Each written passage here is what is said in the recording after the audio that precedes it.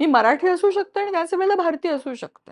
So मी भारतीय राज्याची सदस्य असण्याची जी माझी पूर्वअट आहे ती इन अ वे ही डायव्हर्सिटी ऍक्सेप्ट करण्याचाच भाग आहे.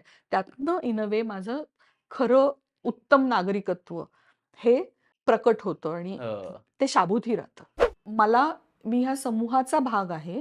हे समूहाचा भाग म्हणून जगत असताना बरोबरच त्याच्या व्यक्ती म्हणूनही माझं काहीतरी अस्तित्व टिकून राहण्यासाठी समूह माझ्या व्यक्ती असण्यावरती आक्रमण करणार नाही या दृष्टीने मला काही हक्कांची गरज आहे. त्या हक्कांची गॅरंटी ही मला राज्यसंस्था देते आणि त्यातनं मला माझं नागरिकत्व जे आहे त्याची अनुभूती मिळते किंवा त्या नागरिकत्वाच्या इन अ वे मोबदल्यात मला काहीतरी ॲश्युरन्स मिळतो. जर आपल्याला असं म्हणायचं झालं ना की चांगला नागरिक आणि वाईट नागरिक असं काय असतं का, तर मग त्यालाच कॉरेस्पॉन्डिंग असा प्रश्न असेल की चांगली राज्यसंस्था आणि वाईट राज्यसंस्था अशी काय असते का. कारण असं एकटं किंवा काय म्हणतात एकांगी असणार नाही असं. त्याच्यामुळे एक चांगली राज्यसंस्था खूप चांगली होती पण नागरिक फारच वाईट होते किंवा नागरिक फारच चांगले होते पण राज्यसंस्था, हे कुठेतरी इथे एकमेकांना घडवतात. मी मतदान करते का नाही, मी राजकीय बातम्या वाचते की नाही, कारण आपण असं बरेचदा ते स्टिकर्स लावतात लोक, नो पॉलिटिक्स प्लीज. पॉलिटिक्स म्हणजे मला राजकीय पक्षांच्या पातळीवरचं निवडणुकीचं राजकारण, पक्षीय राजकारण याच्यामध्ये मला इंटरेस्ट नाही असं कोणी म्हणू शकतं. पण राजकारण त्या अर्थाने आपण बाजूला ठेवू शकत नाही, कारण राज्यसंस्था नावाची गोष्ट ही आपल्या घरापर्यंत आपल्या अस्तित्वाला वेगवेगळ्या पातळीवरती ती आलेली आहे आणि म्हणून हे समजून घेणं खूप गरजेचं आहे.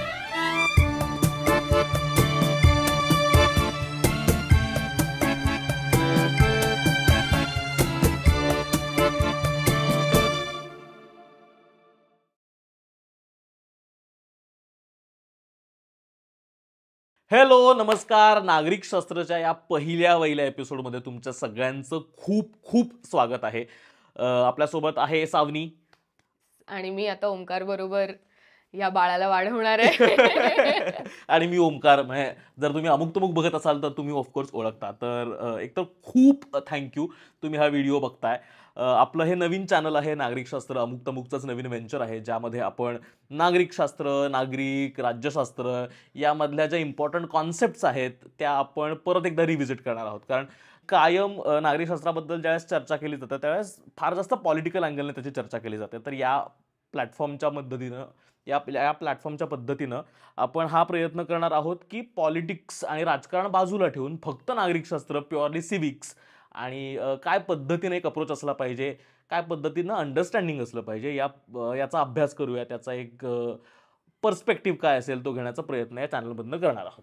आणि ही सिरीज ऍक्च्युली उजळणी हे नाव पण त्याचसाठी आहे, कारण आपण सगळे शाळेत जातो, आपण सगळे कदाचित रेग्युलर लेक्चर अटेंड करतो किंवा नाही करत, पण जेवढं आपल्याला परीक्षेच्या आदल्या दिवशी आपल्या मित्रांनी शिकवलेलं कळतं की एका दिवसात अख्खं पुस्तक शिकवून तो माणूस आपल्याला जेवढं काही आकलन देतो ते कधीच आयुष्यात अदरवाईज होत नाही. त्यामुळे उजळणी रिव्हिजन परीक्षेच्या आदल्या दिवशी जी होते तशी मस्त घरी किंवा कम्फर्टेबली काउचवर बसून पुस्तकं घेऊन रिव्हिजन करणार आहोत. एकेका कॉन्सेप्टची एक कॉन्सेप्ट समजून घेणार आहोत आणि त्याच्या डिटेलमध्ये निटिग्रिटीमध्ये जाऊन त्याचा विषय करणार आहोत आपण. येस, तर आज आपल्यासोबत आहे doctor Chaitra Redkar. Hello hello. म्हणजे ज्यांनी अमुक तमुकवरचा पहिला एपिसोड पाहिला असेल त्यांना त्यांची ओळख आहे. आता आपण अमुक तमुकवरती समाज काय असतो आणि माणूस आणि समाजाचं काय नातं असतं आणि कसं एकाच वेळी आपण वेगवेगळ्या समाज घटकांचा भाग असतो आणि म्हणून राज्यसंस्था हे जे एक सर्वमान्य इन्स्टिट्यूट संस्था याच्याकडे आपण बघतो आणि ते रन करते. तर त्याच्यामुळे इतका महत्त्वाचा ॲस्पेक्ट समाज म्हणून समजून घेण्याचा आहे तो आपण अमुक तमुकवरती कव्हर केला आहे आणि आज आपण त्याचं पुढचं एक्सटेन्शन म्हणून हा एपिसोड करतो आहोत. तर चैत्रा ताईची ओळख वेगळी अशी की तिने याच्या आधीचं जे नागरिकशास्त्राचं पुस्तक होतं जे बऱ्याच लोकांनी आपण अभ्यासात वापरलं असेल ते पुस्तक लिहिलं होतं. तर आय थिंक ॲप्ट व्यक्ती आपण आजच्या एपिसोडसाठी बोलवलेली आहे. येस, त्यामुळे वेलकम. आणि आज आपण हा पहिला धडा आहे नागरिकशास्त्राचा ज्याची उजळणी करणार आहोत. तर let's go for it. Yes. तर पहिल्या धड्याचं नाव जे आहे आता जे 6वी पासून सुरू होतं त्याचं नाव पहिले आपले समाज जीवन असंच आहे. तर ऍक्च्युली समाजाबद्दल पार्ट 1 मध्ये पण बोललंय, त्यामुळे मी अगदीच बेसिक मध्ये जाते की मुळातच नागरिक म्हणजे काय आणि नागरिक शास्त्र म्हणजे काय? Okay, right. आपण अगदी बेसिक हो हो संकल्पनेपासून सुरुवात करूया की नागरिक म्हणजे काय. समाजाच्या विकासामध्ये आपण असं पाहिलं की राज्यसंस्था नावाची एक काहीतरी एक अरेंजमेंट. आपण असं म्हणूया की जर आपल्याला प्रत्येक व्यक्तीचं एक सामूहिक जीवन असणार आहे, तर ते सामूहिक जीवन नीट चालावं, तिथं व्यवस्था राहावी, त्या समाजाचे म्हणून काहीतरी हितसंबंध असतील, त्या समाजाच्या विकासाच्या साठीची दिशा असेल, आणि अगदी बेसिक गोष्ट म्हटलं तर ज्याला आपण लॉ अँड ऑर्डर म्हणतो, तर ती समाजाच्या पातळीवरती राहावी म्हणून काहीतरी एक अरेंजमेंट ही असली पाहिजे. ओके. आता ही अरेंजमेंट काही एकसारखीच कायम राहिली असं नाही, ती वेगवेगळ्या पद्धतीने प्रत्येक समाज करत आला. आणि इतिहासात आपण पाहिलं तर जशी राज्यसंस्था आज आहे त्याच स्वरूपामध्ये ती काही 200, 400, 600, 1000, 2000 वर्षापूर्वी ती नव्हती. तिचंही स्वरूप बदललं. या राज्यसंस्थेचं सदस्यत्व म्हणजे नागरिकत्व. मी कोणत्याही एका राज्याची मी एक सदस्य आहे, म्हणजे मी त्या राज्याची नागरिक आहे. ओके. पण हे सदस्यत्व मला कशातनं अनुभवाला मिळतं, कारण एक त्याचं अगदी सोपं रूप म्हणून बघायचं झालं तर माझा पासपोर्ट, किंवा आता भारतामध्ये जसं आधार कार्ड असेल, किंवा इतर ठिकाणी इतर काही एक नागरिक असल्याचं टोकन, नागरिक असल्याचं टोकन, कुठलं तरी कागद किंवा नंबर जो असेल तो हे त्याचं एक लिगल फॉर्मल असं स्वरूप झालं. पण मी नागरिक असल्याची अनुभूती कशातनं मिळते, म्हणजे मी आहे राज्यसंस्थेची सदस्य, पण मला काय मिळतं त्याच्यातनं? राज्यसंस्थेला ही लोकसंख्या जी आहे तिचं काहीतरी करायचंय त्या राज्यसंस्थेत. मला ही अनुभूती हक्कातनं मिळते. प्रत्येक राज्यसंस्था नागरिकांना काही अधिकारांची हमी देते, आणि मी ह्या समूहाचा भाग आहे. हे समूहाचा भाग म्हणून जगत असताना बरोबरच त्याच्या व्यक्ती म्हणूनही माझं काहीतरी अस्तित्व टिकून राहण्यासाठी समूह माझ्या व्यक्ती असण्यावरती आक्रमण करणार नाही, या दृष्टीने मला काही हक्कांची गरज आहे. त्या हक्कांची गॅरंटी ही मला राज्यसंस्था देते, आणि त्यातनं मला माझं नागरिकत्व जे आहे त्याची अनुभूती मिळते, किंवा त्या नागरिकत्वाच्या इन अ वे मोबदल्यात मला काहीतरी ॲश्युरन्स मिळतो. मला यात हा अनुभूती शब्द खूप इंटरेस्टिंग वाटतं. म्हणजे नागरिकत्व हे हा एक्सपिरियन्स आहे, आणि त्याच्यासोबत येणाऱ्या काही गोष्टी आहेत ज्या इंटँजिबल खूप आहेत. म्हणजे जेवढ्या टँजिबल गोष्टी आहेत, मग खरं तर सगळंच इंटँजिबलच आहे त्याच्यासोबत, जे कन्सेप्ट म्हणून ॲज सिटिझन्स घेता येतं. तर दॅट इज व्हेरी इंटरेस्टिंग. आणि वाय इज इट अंडरस्टँड, मग याची हे समजून घेण्याची किंवा शिकण्याची काय गरज आहे? म्हणजे ज्यावेळेस नागरिक म्हणतो त्यावेळेस नागरिकशास्त्र, म्हणजे आपण शाळेतही तो विषय शिकलो म्हणून या अर्थी विचारतो आहे की नागरिकशास्त्र समजून घेण्याची काय गरज आहे, की आता जर हे गिवन आहे माझ्यासाठी, मला हे जर दिलेलं आहे, तर ते माझे हक्क, माझी जबाबदारी किंवा वॉट एव्हर त्या मर्यादा मी मान्य केलेल्या आहेत, जरी मला त्याबद्दल माहीत असो किंवा नसो. तर ह्याबद्दल माहीत करून घेण्याने काय फायदा होणार आहे? खूप महत्त्वाचा मुद्दा आहे हा. आपण कुठेतरी इथंच सुरुवात करू, आणि जो प्रश्न मगाशी तूही विचारला होतास की नागरिक म्हणजे काय आणि नागरिक शास्त्र म्हणजे काय. तर नागरिकशास्त्रात या गोष्टींची माहिती करून देते असं आपण ढोबळमानाने म्हणू शकतो. पण मुळात नागरिकशास्त्र हे नाव कुठून येतं? तर इथं आपल्याला असं पाहायला मिळतं की कुठेतरी ह्याला वासाहतिक एक संदर्भ आहे, की कलोनियल असा संदर्भ आहे. की पहिली गोष्ट, वसाहतवादाचंच समर्थन जे केलं जात होतं ते व्हाईट मॅन्स बर्डन अशा पद्धतीने केलं होतं, की आम्ही खूप प्रगत लोक आहोत आणि तुम्ही अनसिव्हिलाइज्ड आहात, तर तुम्हाला आम्ही सिव्हिलाइज करतो आणि म्हणून आम्ही इथं आलोय. सिव्हिलायझेशन, सिव्हिलाइज्ड करणं, सिव्हिक्स, असं जर आपण त्याच्याकडे पाहिलं, आणि त्याचं मराठी भाषांतर आपण नागरिकशास्त्र करतो. आता तोच शब्दाचा, जरी त्या शब्दाला एक वासाहतिक संदर्भ असला तरी आपण त्याच्यातनं कंटिन्यू केलं. आता ह्यातले जे काही बारीक ज्या गोष्टी आहेत ना, त्या मुलांच्या पातळीवरती समजायला खूप, म्हणजे 5वी 6वी इतकं समजायला हे नाही, म्हणून आपण अजूनही ते नाव तसं ठेवलंय. पण तुम्ही जर नागरिकशास्त्राची पुस्तकं आता बघितली तर आपण 8वी पासून पुढे त्याला राज्यशास्त्र म्हणतो, आणि नागरिकशास्त्र न म्हणता राज्यशास्त्र म्हणतो, जिथं त्या 5वी-6वीच्याही नागरिकशास्त्राचा आणि नंतरच्याही राज्यशास्त्राचा उद्देश हा आहे की त्याच्यातनं आपण एकूण जो राज्यकारभार आहे, नागरिक म्हणून आपली कर्तव्य आहेत, आपलं सामूहिक जीवन जे आहे त्याचं कामकाज बघण्यासाठी, ते सुरळीत चालण्यासाठी म्हणून जी काही यंत्रणा निर्माण केलेली आहे त्या यंत्रणेचं स्वरूप काय आहे, अशा पद्धतीच्या वेगवेगळ्या गोष्टी ज्या राज्यशास्त्रात शिकल्या जातात त्यातलं एक सुलभ अशा स्वरूपाचं किंवा 7वी, 8वी, 9वी, 10वीच्या लेव्हलला समजेल इतकं त्यातला काही भाग हा आपण नागरिकशास्त्रामधनं शिकवत असतो. बरोबर. त्याच्यामुळे म्हणजे ढोबळमानाने असं आपल्याला म्हणता येईल की आपलं व्यक्ती म्हणून असलेले अधिकार आणि व्यक्ती म्हणून असलेलं समाजामधलं आपलं स्थान आणि या व्यक्तीचे अधिकार कायम ठेवण्यासाठी, त्याचं संरक्षण पुरवण्यासाठी म्हणून केलेली अरेंजमेंट आणि ह्याच्याशी निगडित वेगवेगळे पैलू या सगळ्याचा अभ्यास करणारा विषय बरोबर. म्हणजे नागरिकशास्त्र. बरोबर. मला वाटतं आणि या सगळ्या संवादाचा म्हणजे नागरिकशास्त्र चॅनल म्हणूनही आमचाही जो प्रयत्न आहे की हे फक्त समजून घेणं आणि अल्टिमेटली म्हणजे या भारताचं किंवा कुठल्याही देशाचं नागरिकत्व मिळाल्यानंतर आपल्या सोबत ज्या काही एक पॅकेजमध्ये जबाबदारी, कर्तव्य, हक्क, जाणीवा मिळाल्या आहेत याच्याबद्दलची बेसिक माहिती असणं. मग तुम्ही त्याचं काय करता आणि त्या कशा पद्धतीनं त्याचा वापर करता हे अल्टिमेटली तुमच्यावरती आहे. पण त्याचा काय तुमच्या आयुष्यात फरक पडू शकतो आणि मुळात तुम्हाला याची जाणीव आहे का, माहिती आहे का की हे मला दिलेलं आहे बाबा, की मी या ठिकाणी हे माझे अधिकार आहेत किंवा ही माझी कर्तव्य आहेत, हे मी केलं पाहिजे किंवा काय नाही केलं पाहिजे याच्याबद्दलची बेसिक जाणीव निर्माण करावी. कारण त्या पद्धतीनं आपण नागरिकशास्त्र अनफॉर्च्युनेटली नाही शिकलो शाळांमध्ये. आपण फक्त तो एक गद्य, एक धडा वाचला आणि त्याचं रिकाम्या जागांची उत्तरं. त्याच्यामुळे MLA MP मधला फरक हा मी कायम त्या आकड्यांमध्ये अडकलो की किती सीट्स आहेत, पण त्याने काय फरक पडतो माझ्या आयुष्यात हे मी कधी नाही शिकून घेतलो. आणि मे बी त्याच्यासाठीचा हे सगळ्या संवादाचा हा प्रयत्न आहे. मला वाटतं आपण सुरुवात करताना आम्ही एक मजा केली आहे, ती म्हणजे नागरिकशास्त्राची काही पुस्तकं आणलेली आहेत आणि उजळणी करायची आहे म्हणून आम्ही ॲक्च्युली आत्ता या वर्षीचं जे काही नागरिकशास्त्राचं पुस्तक आहे ते आत्ता चालतो आहोत आणि त्यातला एक छोटा पॅसेज आता सावनी वाचेल. येस. तर पहिलाच प्रश्न त्यांनी असा आहे की माणसाला समाजाची गरज का वाटली. ऍक्च्युली हे मला हा पहिला धडाच खूप इंटरेस्टिंग वाटतोय. धड्याचं नावच आपले समाज जीवन असं आहे.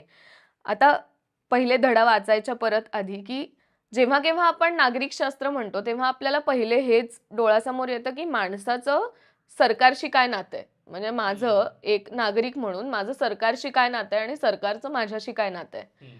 मग असं समजा नागरिकशास्त्र आपल्या डोक्यात असोसिएशन आहे की सरकार, कायदे, संविधान, हक्क, कर्तव्य ह्या सगळ्यांच्या बद्दल नागरिकशास्त्र आहे. तर पहिलाच धडा हा समाजाविषयी, सोसायटी किंवा आपला समाज जीवन आणि माणसाला म्हणजे पहिलं आहे की माणसाला समाजाची गरज का वाटली.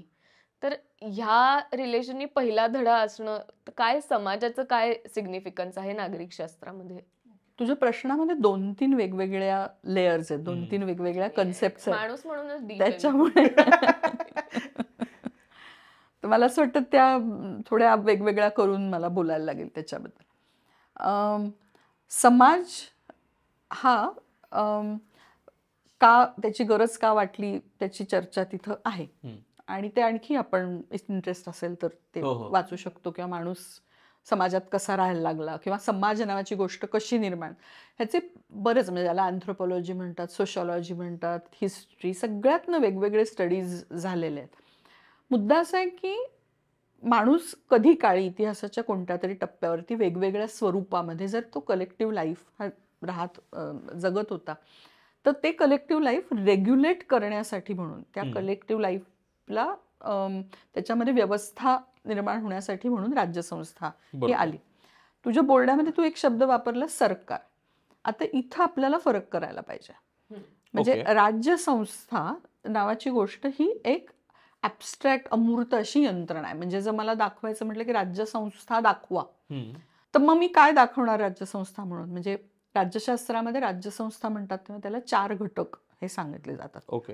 की लोकसंख्या, एक ठराविक असा भूप्रदेश, सार्वभौमत्व आणि शासन. तुझे सरकार म्हणालीस ते म्हणजे आपण शासन म्हणतो. हम्म. पण ह्या 4 गोष्टी जेव्हा एकत्र येतात तेव्हा त्याच्यातनं जी काही अरेंजमेंट होते त्याला आपण राज्य संस्था असं म्हणतो. हम्म. आणि या 4 गोष्टी एकत्र येण्यामध्ये त्या भूप्रदेशावरती राहणारे जे लोक आहेत त्या लोकांना ज्या वेळेला असं वाटतं की कोणत्याही एका कारणाने, ऐतिहासिक कारणाने, सांस्कृतिक कारणाने, भाषिक अंगाने, आर्थिक अंगाने, हम्म. धार्मिक दृष्ट्या सुद्धा आपण समूह म्हणून एकच आहोत आणि आपण एक आहोत म्हणून आपल्याला स्वतःचे निर्णय घेण्याचा राजकीय अधिकार हा असला पाहिजे असं जेव्हा ते म्हणतात तेव्हा त्याला राष्ट्र जन्माला आलं असं म्हणतात. म्हणजे राष्ट्र, राज्य, शासन या 3 वेगवेगळ्या वेगवेगळ्या गोष्टी आहेत. कॉन्सेप्ट आहेत. या राष्ट्रराज्याचा कारभार बघणारी जी यंत्रणा आहे ती यंत्रणा म्हणजे शासन यंत्रणा.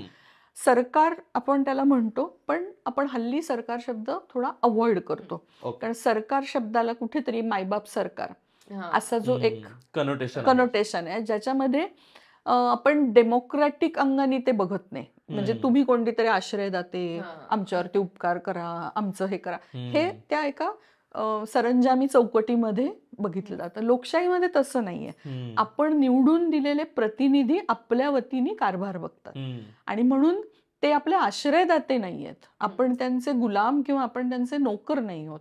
तर एका लोकशाही अशा व्यवस्थेतल्या अरेंजमेंटमधनं निर्माण झालेली ही सिस्टीम आहे. बरोबर. म्हणून आपण त्याला शासन असं म्हणतो. तर हे जे शासन आहे त्याच्याशी माझं नातं काय असतं? माझं नातं मी ठरवलं तर असतं, ठरवलं तर नसतं. कसं? ओके. एक नातं जे अगदी नागरिक म्हणून जे आहे ते म्हणजे मला मतदानाचा अधिकार आहे. पण आता मी मतदान केलंच नाही तरी शासन अस्तित्वात असणार आहे का नाही, निवडून येणार आहे का नाही, तर ते येतं. आपण दरवेळेला म्हणतो की मतदानाचं प्रमाण एवढं कमी आणि ते आपल्याला दिसतं की शहरी भागामध्ये मतदानाचं प्रमाण खूप कमी असतं, ग्रामीण भागामध्ये ते तुलनेने जास्त असतं. लोक नाही मतदानाला जात, लोक सुट्टी असते त्या दिवशी पिकनिकला जातात. म्हणजे मी नाहीच संबंध ठेवला शासन संस्थेशी. तर माझं जगणं शक्य होतं की नाही? काही प्रमाणात होऊ शकतं. पण मतदान नाही केलं तरी इतर कोणत्या ना कोणत्या पातळीवरती मला शासन यंत्रणेची गरज ही लागते. माझ्या विभागामधले पाण्याची व्यवस्था असेल, विजेची व्यवस्था असेल, रस्ते असतील, शिक्षण असेल, हे अगदी इमिजिएट संदर्भ असेल, कचरा व्यवस्थापन असेल, जिथं माझा स्थानिक पातळीवरच्या शासन यंत्रणेशी संबंध येतो. इतर जर आपण व्यापक पातळीवरती बघायला गेलो तर तिथं आपल्याला असं दिसतं की जे माझा रोजगार आहे किंवा वेगवेगळ्या पद्धतीच्या सांस्कृतिक व्यवस्था आहेत या बाबतीतले जे काही निर्णय आहेत ते घेणारी ही एक यंत्रणा असते. म्हणजे मी संबंध ठेवायचा नाही ठरवलं तरी ती व्यवस्था माझ्यापर्यंत पोचतच असते. किंवा माझी ओळख असेल, म्हणजे हे किती अगदी इंडिव्हिज्युअल आणि आतल्या पातळीवरती जर असेल तर इव्हन माझी लैंगिक ओळख काय आहे, स्त्री पुरुष किंवा आणखी वेगळी ओळख मला जर काही सांगायची असेल, माझी लैंगिकता जी काही आहे ती मला ओन करण्यासाठी मुभा आहे किंवा नाही हे सुद्धा राज्यसंस्था ठरवत असते. मी लग्न करायचं तर कोणाशी करायचं, कोणाशी नाही करायचं हे ठरवण्याचा अधिकार मला राज्यसंस्था देते. म्हणजे कधी कधी कुटुंब व्यवस्था तो मला अधिकार देणार नाही किंवा जाती व्यवस्थेमध्ये, पारंपरिक व्यवस्थेमध्ये काहीतरी ठरवलं असेल की कोणी कोणाशी करायचं लग्न आणि करायचं नाही, पण राज्यसंस्थेने मला हा अधिकार दिलाय की जर तू अमुक एका वयाच्या पेक्षा जास्त असशील, मुलगा मुलगी, ते त्यांचे निर्णय घेऊ शकतात की. सो हे जे अतिशय पर्सनल गोष्टी आहेत, किंवा मी कोणाला माझी प्रॉपर्टी देऊ शकते, किंवा मला जर माझ्या विवाहामध्ये अडचणी असतील आणि मला नसेल राहायचं तर परंपरा मला सांगू शकते की तू डिव्होर्स घेऊ शकतेस का नाही घेऊ शकत. जे 19व्या शतकामध्ये आपल्याकडे गोष्टी ज्या घडल्या ना की पत्नीला पतीपासून वेगळं राहण्याचा अधिकार आहे का नाही, तर धर्म म्हणतो नाही आहे स्त्रीला तो अधिकार. पण मला संविधानाने, बाबासाहेबांनी जो हिंदू कोड बिल जे आणलं त्यातनं मला तो अधिकार मिळाला. म्हणजे राज्यसंस्था ही केवळ माझा सामाजिक व्यवहार ठरवते असं नाही, तर राज्यसंस्था ही माझ्या घरातही आहे, ती माझ्या बेडरूम पर्यंतही आलेली आहे. त्याच्यामुळे मी तिथं जाते का नाही, मी मतदान करते का नाही, मी राजकीय बातम्या वाचते की नाही, कारण आपण असं बरेचदा ते स्टिकर्स लावतात लोक, हो. No politics please. हो. त्यातला हा भाग ठीक आहे, म्हणजे पॉलिटिक्स म्हणजे मला राजकीय पक्षांच्या पातळीवरचं निवडणुकीचं राजकारण, पक्षीय राजकारण याच्यामध्ये मला इंटरेस्ट नाही असं कोणी म्हणू शकतं. हम्म. पण राजकारण त्या अर्थाने आपण बाजूला ठेवू शकत नाही, कारण हम्म. राज्यसंस्था नावाची गोष्ट ही आपल्या घरापर्यंत, आपल्या अस्तित्वाला वेगवेगळ्या पातळीवरती ती आलेली आहे, हो. आणि म्हणून हे समजून घेणं खूप गरजेचं आहे. वाव. मला वाटतं हा पर्स्पेक्टिव्ह खूप जास्त महत्वाचा आहे की ते तुमच्या व्यक्तित्वाचा सुद्धा एक भाग आहे. म्हणजे तुम्हाला व्यक्ती म्हणून सुद्धा, म्हणजे आता आपण याच्या, म्हणजे ज्या लोकांनी याच्या आधीचा एपिसोड नाही पाहिला त्या लोकांना रेफरन्स म्हणून याच्या आधीच्या एपिसोडमध्ये माणूस आणि व्यक्ती याच्यामधलंच एक डिफरन्सिएशन आहे. तर तुमचं व्यक्ती म्हणून जे स्टँडिंग आहे त्याच्यासाठीचं सुद्धा पोषक वातावरण किंवा त्याच्या डेफिनेशन्स हे राज्यसंस्था तयार करते. तर त्याच्यामुळे त्याच्याबद्दलची माहिती असणं आणि त्याच्यामध्ये ऍक्टिव्हली कॉन्ट्रीब्यूट आणि पार्टिसिपेट करणं मतदान किंवा या पद्धतीनं हे आपलं काम आहे. तर त्याच्यासाठी हे समजून घेणं जास्त गरजेचं आहे. तर आता समाज जीवन मी एकदा हे वाचते धडा की आपल्याला समाजाची गरज का वाटली. व्यक्तीच्या तसेच समाजाच्या विकासासाठी स्थिर सुरक्षित समूह जीवन आवश्यक आहे. ओके. भटक्या अवस्थेतील माणसाला स्थैर्य आणि सुरक्षितता नव्हती. समूहात राहिल्याने सुरक्षितता मिळेल याची जाणीव माणसाला झाली तेव्हा माणूस संघटितपणे जगू लागला. एकत्र येऊन राहिला. समाजाच्या निर्मितीमागची हीच प्रमुख प्रेरणा आहे. समाजातील दैनंदिन व्यवहार सुरळीत चालण्यासाठी माणसाला नियमांची गरज वाटली. त्यातून रूढी, परंपरा, नीतिमूल्ये, नियम आणि कायदे अस्तित्वात आले आणि त्यामुळे माणसाचे संघटित समाज जीवन सुरू झाले. तर ह्याच्यात 2-3 की पॉइंट्स परत आहेत की पहिलं म्हणजे की एकत्र राहणं हे आपल्यालाच फायद्याचं आहे. म्हणजे जेव्हा आपण म्हणतो की काय सोसायटीचा किंवा सोसायटी ही माझ्यावर एखादं गोष्ट लादेल किंवा सोसायटीच्या बंधनात मी आहे, तर हा एक पर्स्पेक्टिव्ह फार इंटरेस्टिंग वाटतो की आपल्याला मुळात सोसायटीमध्ये असण्याची गरज आहे किंवा सोसायटी ही आपली एक म्हणजे मूलभूत गरजांपैकी एक समाज जीवन आहे मॉडर्न माणसं म्हणून. आणि दुसरी गोष्ट की हे त्यातून रूढी, परंपरा, नीतिमूल्ये आणि कायदे, आता ह्या सगळ्या गोष्टींकडे आपण एक काहीतरी एक्सटर्नल फोर्स म्हणून बघतो की समाजाने माझ्यावर रूढी लादल्या किंवा समाजाने परंपरा लादली, काय शासन व्यवस्थेने कायदे माझ्यावर लादले आणि आता मला ते पाळावे लागणार आहेत. I have to follow. आणि इथे व्हेअरॅज जो पर्स्पेक्टिव्ह दिसतोय तो दिसतोय की आय नीड देम. समाज म्हणून एक्झिस्ट करण्यासाठी किंवा एकत्र मिळून सामूहिक पद्धतीने राहण्यासाठी ह्या गोष्टी मलाच गरजेच्या आहेत. तर हा पर्स्पेक्टिव्ह एक समज हे जे आहे ना, हे थोडं आज ज्या पद्धतीचं आयुष्य आपल्याला आपण जगतोय त्याच्यामध्ये थोडं कदाचित कळणं हे अवघड वाटत असेल, कारण आपण आजच्या काळामध्ये आपण एक असं अनुरूप अशा पद्धतीचं आयुष्य जगू शकतो. म्हणजे मी माझं काय रोजगार आहे, नोकरी, धंदा, काम काय जे करून मी घरी येऊन माझं सोशल मीडिया अकाउंट मी ओपन केलं, त्याच्यावर हे केलं, मी कुणाशी नाही बोलले, कुठे नाही हे केलं, मी ॲपवरनं वस्तू हव्या त्या मागवल्या, हे केलं. सो एका पद्धतीने ह्युमन कॉन्टॅक्ट न ठेवता सुद्धा जगणं हे शक्य आहे. आणि हे जर शक्य असेल तर मग मला खरंच समाज नावाच्या गोष्टीची गरज आहे का? गेले उडत म्हणून मी जर जगायचं ठरवलं तर ते काही अशक्य नाही. पण आपण जर थोडं हेच बारकाईने बघायचं झालं तर फक्त ह्यातनं आपल्याला काय दिसतं की आपण हे व्यवहार मेकॅनिकल केलेले आहेत. आपल्या ज्या गरजा आहेत ते कोण पूर्तता त्याची करते? ते माणसंच करतात ना. म्हणजे मी कदाचित बाजारात जाऊन लोकांकडनं भाजीवालीकडनं भाजी उचलून घेत आणत नसेल, तिच्याशी मी बोलत नसेन, तिला मी पाहत नसेन, मी ऍपवरनं, पण शेवटी त्या ऍपमधनं सुद्धा डिलिव्हरी करायला दारात कोणतरी माणूसच येतो. म्हणजे वेगळ्या ना वेगळ्या पद्धतीने, कोणत्या ना कोणत्या पद्धतीने माणसाची गरज आहे. आणि शेवटी इतरांची गरज, इतर माणसांची गरज म्हणजे काय, तर समाजाची गरज आहे. कारण प्रत्येक समाज ह्या अरेंजमेंट्स निर्माण करतो ना. आत्ता तंत्रज्ञानामुळे या अरेंजमेंट्स अशा एका पद्धतीने झालेल्या आहेत आणि 20-25 वर्षापूर्वी ते थोड्या वेगळ्या पद्धतीच्या होत्या, जेव्हा आपण ह्युमन कॉन्टॅक्ट आपला जास्त होता. पण बेसिकली मला जगत असताना माझ्या ज्या वेगवेगळ्या गरजा आहेत, खाण्यापिण्यापासनं, परिधान करण्यापासनं, ते मला एक सुजाण माणूस म्हणून बनवण्यामध्ये सुद्धा शिक्षण नावाची व्यवस्था आहे, ही कुठनं त्याची पूर्तता होते. तर ही समाजानेच निर्माण केलेली शिक्षण व्यवस्था आहे, ज्यातनं मला माणूस म्हणून ट्रेन केलं जातं. कुटुंब नावाची जी संस्था आहे ती मला एक पद्धतीने किती छोट्या छोट्या गोष्टी आपल्या लहान मुलांना हावरटपणा करू नकोस, खोटं बोलू नकोस, किंवा म्हणजे दुसऱ्याकडे गेल्यानंतर कसं वागलं पाहिजे, हे जे माझं ट्रेनिंग आहे की ज्याच्यातनं मी त्या अर्थाने एक सिव्हिलाइज, म्हणजे हा खूप लोडेड असू शकतो शब्द, पण तरी एक चार चौघात राहता येण्यासारखं, इतरांशी नीट आपल्याला इंटरॅक्ट करता येण्यासारखं जे माणूस म्हणून घडवलं जातं, ते घडवणं मला समाजच करत असतो. फॉर दॅट मॅटर माझी भाषा नावाची जी गोष्ट आहे तिची तरी मला का गरज आहे? समाजच नसेल तर मग मला कम्युनिकेट पण करायची गरज नाही, कम्युनिकेट करायची गरज नाही, तर मला भाषेची पण गरज नाही. तर म्हणजे जे आपण सगळं शिकतो, आपण जे काही आहोत, आपलं जे सगळं संचित आहे ते घडवण्यामध्ये हे समाज नावाच्या गोष्टीची गरज असते.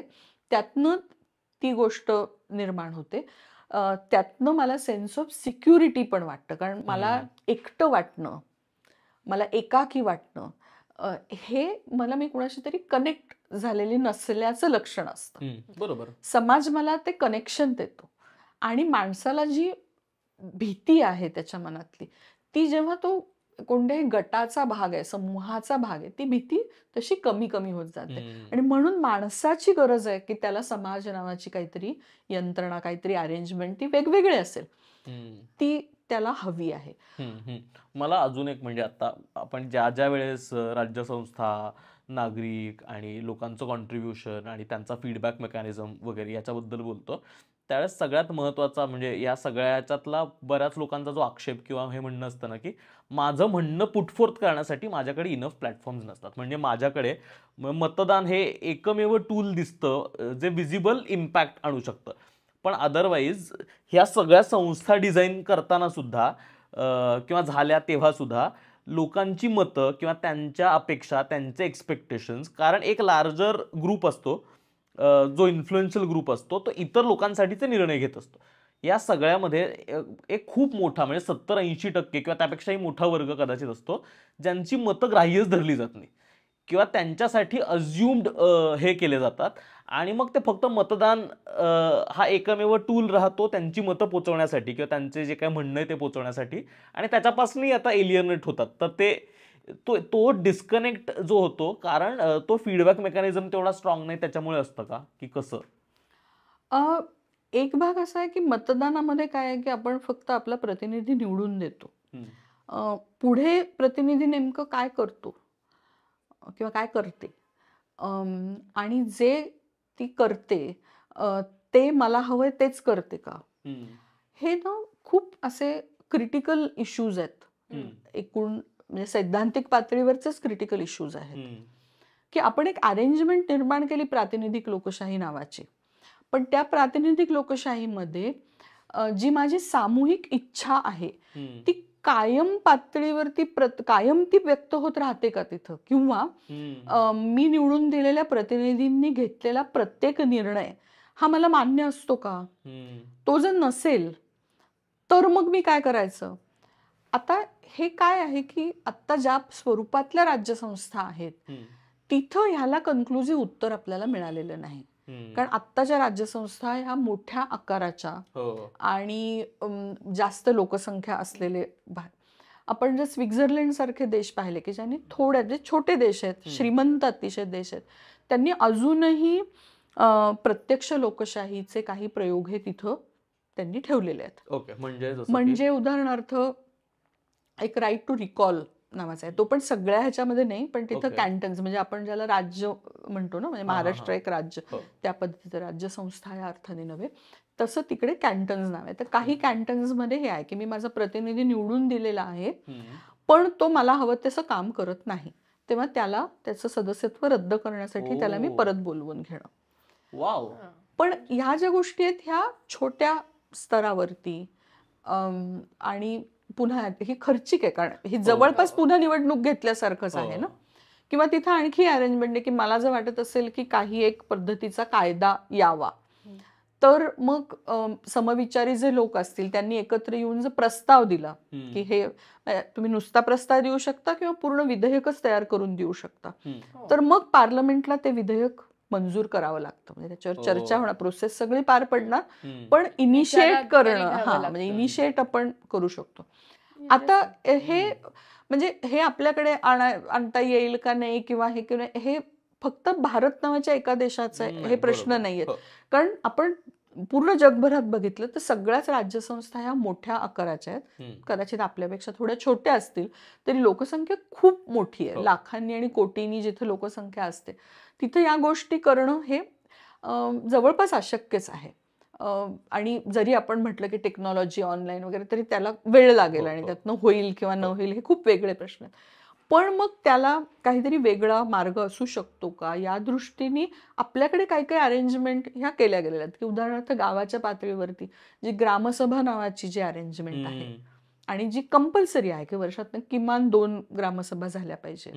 हम्म. त्याच्यामध्ये सगळे नागरिक म्हणजे हम्म. गावातले सगळे नागरिक हे एकत्र येऊन जे काही डिसिजन्स ग्रामपंचायतींनी घेतलेले आहेत ते त्याची चर्चा किंवा काही प्रस्ताव असू शकतो, एकूण गावाचे प्रश्न. इथं काय की लोकांच्या सहभागाला वाव आहे. हम्म. अशाच पद्धतीने शहराच्या पातळीवरती नगरराज नावाची अरेंजमेंट करण्याचे प्रोव्हिजन्स आहेत. त्याचं म्हणजे काही ठिकाणी त्याचे प्रयोगही झाले, मुंबईमध्ये काही लोकांनी हम्म. प्रयोग केले, अजूनही ते फार मोठ्या प्रमाणात चाललेलं नाहीये. मोहल्ला मीटिंग्सही असतात बऱ्याच मोहल्ला ठिकाणी. मीटिंग आणखी म्हणजे मोहल्ल्यामध्ये जिथं तणाव निर्माण होऊन जिथं काही हिंसा होण्याची वगैरे शक्यता ओके. असेल त्याला प्रिव्हेंटिव्ह म्हणून मोहल्ला कमिटीज ह्या आल्या. भिवंडीमधनं त्याची सुरुवात हा, झाली हा, आणि हा, मग हा, हा. इतरत्रही ते आले. पण त्या टाईपची अरेंजमेंट हे असू शकते. पण नगर राज बिल जे हे होतं त्याचं बेसिक कॉन्टेक्स्टच हा होता की जिथं लोकसहभाग म्हणजे माझ्या वॉर्डच्या पातळीवरती हम्म. लोकांनी एकत्र येऊन काहीतरी करणं शक्य आहे का, जे नगरसेवक असतील त्यांच्याशी वॉर्ड पातळीवरचे जे अधिकारी आहेत त्यांच्यातनं काही करता येऊ शकतात का, तो विचार तिथं आहे. हम्म. अजूनही ते त्या प्रमाणामध्ये राबवलं जात नाही. पण हा जो प्रश्न आपल्याला जाणवतो की एकदा मी मत दिल्यानंतर त्याच्यानंतरही मला काहीतरी म्हणायचं असू शकतं, हो. त्याच्यानंतरही माझ्या काही मागण्या असू शकतात, हो. तर त्याचं काय करायचं. हम्म. तर एक मी सांगितलं तो हा एक प्रकार आहे की बरोबर. ज्यातनं करण्याची सुविधा आहे. याच्या व्यतिरिक्त भारतामध्ये जर बघायचं झालं तर आपल्याला जे वेगवेगळे अधिकार, मूलभूत अधिकार जे दिलेले आहेत त्याची अर्थातच चर्चा नंतर हो. होईलच. पण आता या अनुषंगाने जर त्याचा उल्लेख करायचा झाला तर उदाहरणार्थ आपल्याला संघटना स्वातंत्र्य आहे. हम्म. संघटना कशासाठी फॉर्म करायच्या, तर माझे जे काही समूह म्हणून जे काही हितसंबंध असतील, विद्यार्थी म्हणून, कामगार म्हणून, वेगवेगळ्या पातळीवरचे जे काही किंवा त्यालाही आणखी लेयर्स असू शकतात. म्हणजे अमुक एका मेडिकलचे स्टुडंट्स किंवा अमुक एक शिक्षण घेणारे स्टुडंट्स, असे काही त्याला आणखी वेगवेगळे लेयर्स असतात. ते घेऊन आपण आपल्या प्रतिनिधींकडे आपलं निवेदन सादर करू शकतो. हम्म. म्हणजे सांविधानिक मार्ग आहेत की जेणेकरून आपण आपली निवेदनं, आपण आपल्या मागण्या ह्या आपल्या लोकप्रतिनिधींकडे, त्याचं स्वरूप अर्थातच वेगळं असेल. स्थानिक लोकप्रतिनिधी, नगरसेवकांकडे आपण स्थानिक पातळीवरचे प्रश्न घेऊन जाऊ शकतो. ते व्यक्ती म्हणूनही जाऊ शकतो. बरोबर आहे. आणि ते ओपन असतात. म्हणजे ते हे ऐकून घेण्याच्या संदर्भामध्ये आपल्याला एक कसं थोडंसं बॅरियर जाणवतात की कसं जायचं, कसं आपण, पण ते शेवटी आपले प्रतिनिधी आहेत. त्यांनाही समजून घेण्यात रस असतो की काय चाललंय आपल्या मतदारसंघात, वॉर्डमध्ये. त्याच्यामुळे जर आपण सांविधानिक मार्गाने त्यांना अप्रोच झालो तर तिथं आपण काही गोष्टी या पोचवू शकतो.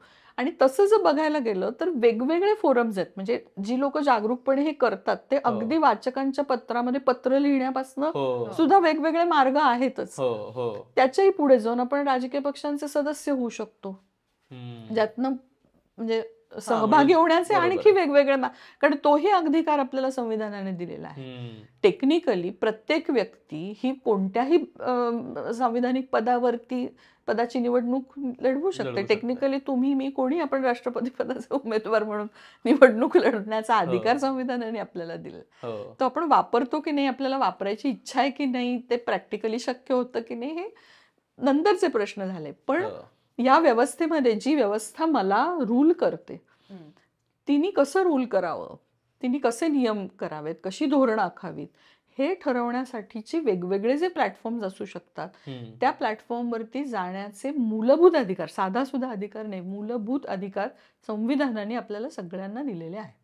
हो कारण हाच सगळ्यात महत्वाचा मुद्दा असतो. म्हणजे प्रत्येक वेळेस ज्या वेळेस राजकारण, पॉलिटिक्स, नागरिकशास्त्र या सगळ्याबद्दलची चर्चा होते ना, त्यावेळेस साधारणपणे लोकांचा सूर असा असतो की एकदा मतदान झालं की झालं आणि त्याच्यानंतर माझं काय, म्हणजे माझ्या मताला किंमत नाही इज अ स्टेपल डायलॉग, की माझ्या मताला किंमतच नाही ना, शेवटी करायचं तर तेच करणार आहे. तर ह्या सगळ्या प्रोसेसमध्ये सुद्धा आपण मध्ये आपली मतं मांडू करू शकतो. आपल्या मताला कुठेतरी एक स्टँडिंग आहे. आपण आपल्यासारखी समविचारी किंवा जे काही तुमचं मत आहे, जे काही तुमचा कन्सर्न आहे तो मांडण्यासाठी एक योग्य मार्ग तयार केला तुम्ही आणि पोचला, तर ते मार्गी लागू शकतं. म्हणजे ही सिस्टीम तयार आहे, फक्त आपल्याला ते इनिशिएट करण्याची गरज आहे आपल्याला कदाचित. इनिशिएट करण्याची गरज आहे आणि बरेचदा आपण तिथं कंटाळा करतो. म्हणजे मला हम्म. तर असं वाटतं हे आणखी बाहेरचं झालं. हम्म. ते तात्पुरतं अगदी बाजूला ठेवून जरी आपण विचार केला, आपण ज्या सोसायटीमध्ये राहतो ना, म्हणजे कोऑपरेटिव्ह हाऊसिंग सोसायटी ज्या असतात त्याच्यात हो नावात कोऑपरेटिव्ह आहे. म्हणजे त्या सोसायटीचं कामकाज बघण्याची जे काही हे जबाबदारी आहे ती सगळ्यांनी कॉपरेशन मधनं ते बघावं. हो पण किती जण इव्हन त्या जनरल बॉडी मिटिंगला येतात, हो नको तिथे तीच भांडणं चाललेली असतात, तीच दोन माणसं असतात कायम, तीच पुढे पुढे करतात, त्यांचेच काहीतरी इंटरेस्ट आहेत, त्यांना काहीतरी त्याच्यातनं पैसे करायचे असतात, आपण त्यातनं स्वतःला लांबच ठेवतो. म्हणजे हो साधं म्हणजे मला माझ्या दारामध्ये येणारी कचरेवाली किती वाजता यायला पाहिजे ह्याच्याबद्दल माझं म्हणणं आहे, हम्म. पण ती त्याच वेळेला यावी म्हणून मला जर काही कॉन्ट्रीब्यूट करायचं असेल हम्म. किंवा माझ्या सोसायटीमधलं काय जिथं पार्किंग आहे ते पार्किंग तिथलं जमीन अशी उलून वर आली आहे, तिथं मला नीट ती स्मूथ असावी असं वाटतं, पण कोण तिथं वेळ घालणार? कारण मला सुट्टीच्या दिवशी, रविवारच्या दिवशी खाली जाऊन कोण तिथं उभं राहणार 2 तास?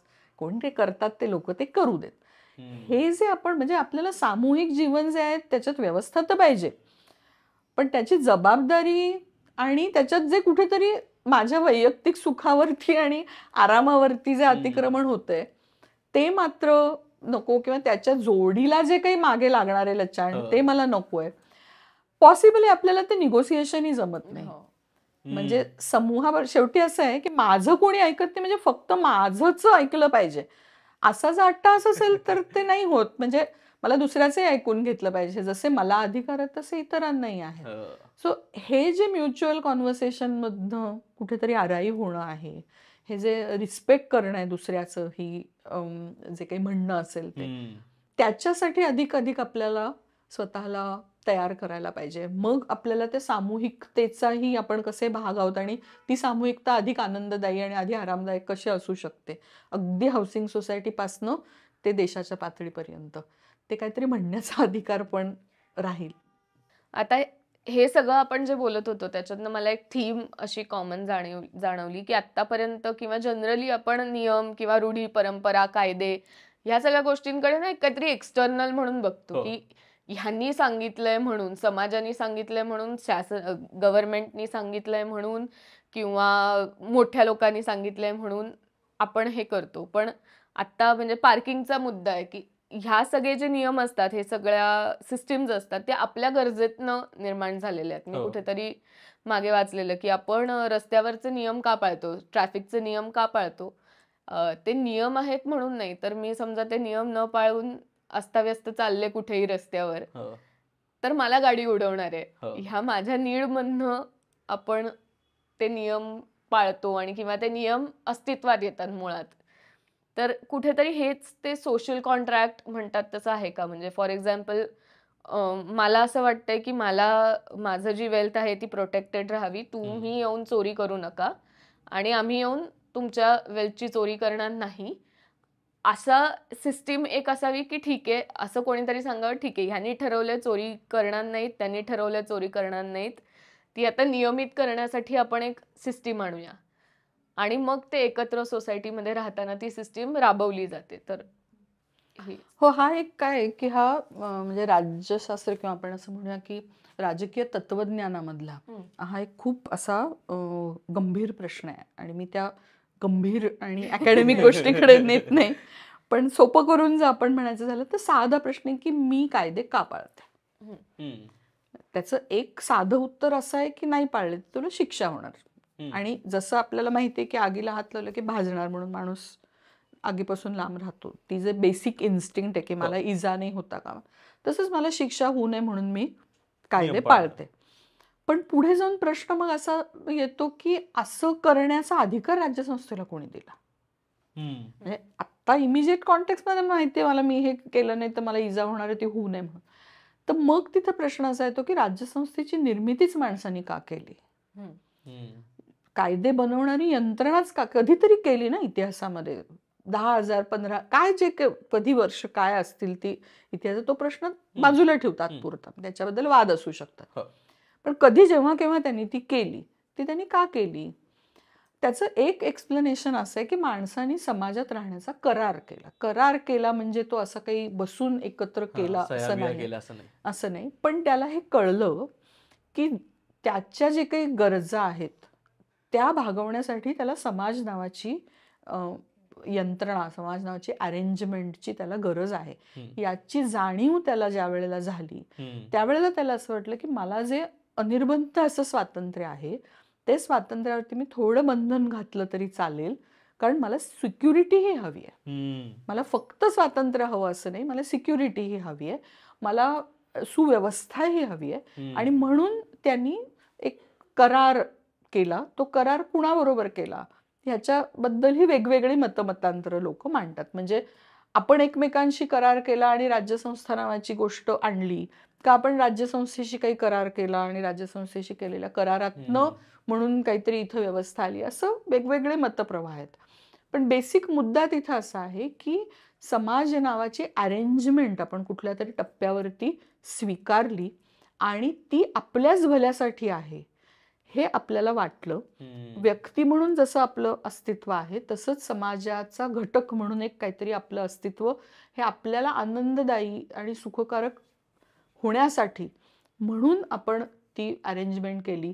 त्या अरेंजमेंटला टेक्निकल नाव हे सोशल कॉन्ट्रॅक्ट किंवा सामाजिक करार असं आहे असं आपण म्हणू शकतो. Okay okay. आता ज्यावेळेस आपण समाज म्हणतो किंवा नागरिक म्हणतो, त्या समाजाचा घटक किंवा भाग म्हणून किंवा राज्यसंस्थेचा भाग म्हणून नागरिक, तर असं काही असतं का की चांगले नागरिक, वाईट नागरिक, किंवा चांगलं सिटिझनशिप आणि वाईट सिटिझनशिप, किंवा कसं चांगलं मेंबर बनायचं त्या जो काय आपण सर्वमान्य समाज आहे किंवा सर्वमान्य कम्युनिटी म्हणूयात ती मोठी, तर त्याचा चांगला मेंबर बनण्यासाठी काय असं असलं पाहिजे, असं काही असतं का, आयडियल नागरिक वगैरे असं काही असतं का? याच्यातच थोडं ऍड करून मगाशी तुम्ही जे म्हणलात की काही गोष्टी आहेत ज्या आपल्याला कायद्याने दिल्यात पण कदाचित समाज ते फ्राउन अपॉन करतो. तर मग चांगला नागरिक आणि चांगला समाजाचा घटक ह्यात पण काही फरक आहे. फरक असतो का? हा लोडेड आहे थोडासा. आधी तुझ्या प्रश्नाकडे येते आणि मग हक्क आणि त्याच्याकडे येते. असं जर आपल्याला असं म्हणायचं झालं ना की चांगला नागरिक आणि वाईट नागरिक असं काय असतं का, तर मग त्यालाच कॉरस्पॉन्डिंग असा प्रश्न असेल की चांगली राज्यसंस्था आणि वाईट राज्यसंस्था अशी काय असते का. कारण असं एकटं किंवा काय म्हणतात एकांगी असणार नाही असं ना त्याला, कारण शेवटी राज्यसंस्था हे नातं आहे ना. त्याच्यामुळे एक चांगली राज्यसंस्था खूप चांगली होती पण नागरिक फारच वाईट होते किंवा नागरिक फारच चांगले होते पण राज्यसंस्था, हे कुठेतरी इथे एकमेकांना घडवतात. आणि पुन्हा आणखी खूप महत्वाचा प्रश्न असा की नागरिक चांगला काय हे कोणी ठरवायचं. म्हणजे हे राज्यसंस्था सांगणार का मला, कारण राज्यसंस्था जर ते सांगत असेल तर याचा अर्थ व्यक्ती म्हणून माझं स्वातंत्र्य आणि मला मेंदू आहे आणि विचार करण्याची क्षमता आहे म्हणून ते ठरवण्याचा जो काही अधिकार आहे तो राज्यसंस्था स्वतःकडे काढून घेते आणि मग ती मला सांगते की तू नाही बरं का चांगला नागरिक. ओ. तर म्हणून हे अधिकार राज्यसंस्थेला द्यायचे का हा एक प्रश्न आहे. हा. पण तरीही चांगला नागरिक आणि वाईट नागरिक हे अगदीच ठरवता येत नाही असं नाही. म्हणजे हा एक एक्स्ट्रीम भाग झाला हो. की जेव्हा राज्यसंस्था मला दंडुका हातात घेऊन सांगते की तू नाही चांगलं नागरिक. मुळात असं आहे की जेव्हा आपण संविधान तयार करतो तेव्हा इन अ वे नागरिकत्व म्हणजे काय आणि आदर्श नागरिकत्व काय आहे हम्म. आणि आदर्श राज्यसंस्था काय आहे ह्याची आपण डेफिनेशन करत असतो. ओके. आणि त्या अनुषंगाने आपण नागरिक म्हणून काय आपलं वर्तन असलं पाहिजे हम्म. हे डिफाईन करता येऊ शकतं. हम्म. कारण याच्यामध्ये फक्त आपल्याला एका व्यक्तीला डिफाईन करायचं नाहीये. म्हणजे समाजातलं शोधून काहीतरी की हा चांगला नागरिक आहे का नाही असं आपल्याला नाहीये ठरवायचं. कारण तसं जरी ठरवायचं झालं तरी त्याचं चांगुलपण हे कशाच्या आधारे ठरणार आहे तर ते केवळ त्याचं राज्यसंस्थेबरोबर काय नातं आहे याच्या अंगाने नाही बरोबर. ठरवणार आहे. तर त्याचं माझ्याशी काय नातं आहे हिच्याशी काय नातं आहे समाजासोबत काय नातं आहे? नाही. इथं मी असं म्हणते की नागरिक म्हणून पण मला काहीतरी एक हक्क दिलेत ना. हा. समाज ही पुन्हा एक ऍबस्ट्रॅक्ट गोष्ट होते. बरोबर. इंडिव्हिज्युअल पातळीवरती आपण वागत असताना तुझा संबंध माझ्याशी येईल तुझ्या ओळखीतल्या 4 जणांशी येईल माझा संबंध माझ्या मी व्यक्ती म्हणून आणि नागरिक म्हणून त्यांचे अधिकार मान्य करते का नाही का व्यक्ती म्हणजे राज्यसंस्थेने दिलेले अधिकार हे व्यक्ती म्हणून मलाच फक्त एकटीला दिलेत का. ते अधिकार सगळ्यांना समाज आहे कुठे. समाज म्हणजे शेवटी माझ्या आजूबाजूचे लोक म्हणजे अनेक नागरिकांनीच तो जो म्हणतो आहे तर मग अनेक नागरिकांच्या अधिकाराचा पण एक संदर्भ आहे. म्हणजे मला राज्यसंस्था सांगेल न सांगेल तो भाग आपण तात्पुरता बाजूला ठेवला तरी आदर्श नागरिकत्व हे नागरिकत्व नावाची गोष्ट प्रत्येकाला उपलब्ध आहे किंवा नाही आणि ती ऍक्सेप्ट मी कशी करते याच्याशी कुठेतरी ती जोडली गेलेली आहे. आणि त्यातनंच पुढे येणारा जो भाग आहे ज्याला टेक्निकल भाषेमध्ये आम्ही मल्टीकल्चरल सिटिझनशिप असं जे म्हणतो की आपला समाज कोणताही समाज हा असं काही एजन्सी नाहीये. त्याच्यामध्ये वेगवेगळ्या संस्कृती वेगवेगळ्या भाषा वेगवेगळे आर्थिक स्तर खूप डायव्हर्सिटी आहे खूप कॉम्प्लेक्सिटी आहेत खूप प्रकारच्या श्रेणीबद्ध व्यवस्था आहेत हायरार्कीज आहेत. हे लक्षात घेऊन राज्यसंस्था प्रत्येकाचं हे वेगळेपण जपण्यासाठी काही अधिकारांची अरेंजमेंट करते का सब घोडे 12% की माझी गरज काही हे असो पण तुला एवढाच अधिकार मिळणार.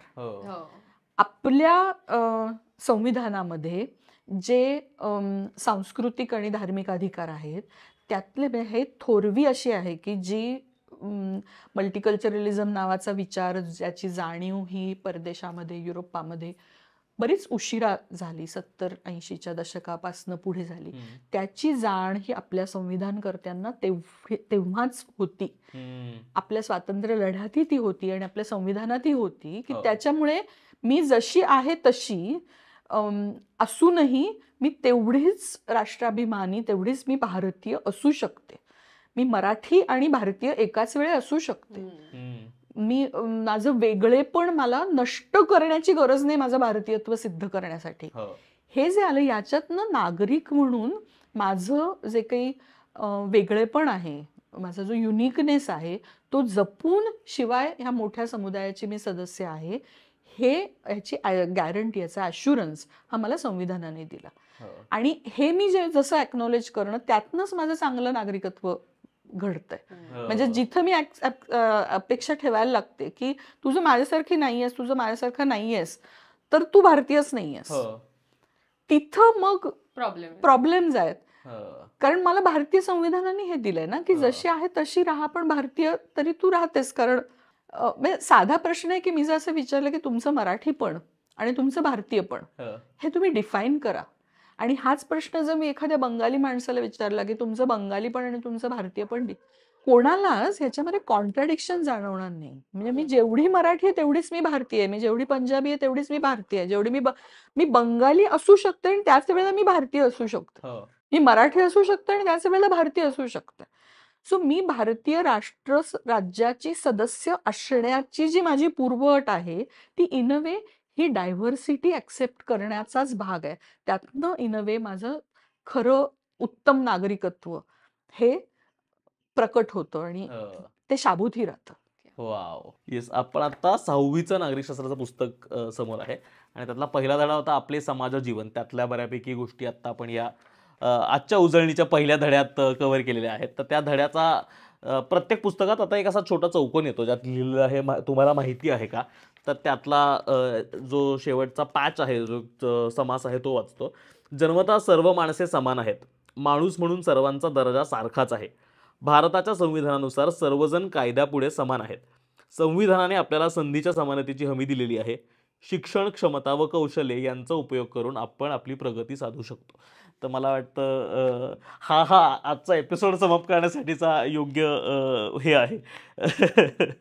तर येस, थँक्यू सो मच. आपण याच पद्धतीनं नागरिकशास्त्र मध्ये वेगवेगळे आपल्या आयुष्याशी निगडीत मूलभूत ज्या काय आपल्या जाणीवा आहेत त्यांच्याबद्दल चर्चा करणार आहोत. तर थँक्यू सो मच. तुम्हाला हा उजळणीचा पहिला एपिसोड कसा वाटला? आपण याच्यानंतर प्रत्येक नागरिकशास्त्रातल्या छोट्या छोट्या कन्सेप्ट्स आहेत त्या धड्याचा आधार घेत त्या एक्सपर्ट्सकडनं त्या विषयातल्या तज्ज्ञांकडनं चर्चेला आणणार आहोत. तर थँक्यू सो मच.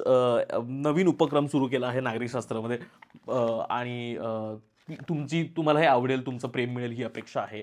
याचा प्रामाणिक एवढाच प्रयत्न आहे की नागरिकशास्त्र काय आहे हे आपण समजून घेऊयात.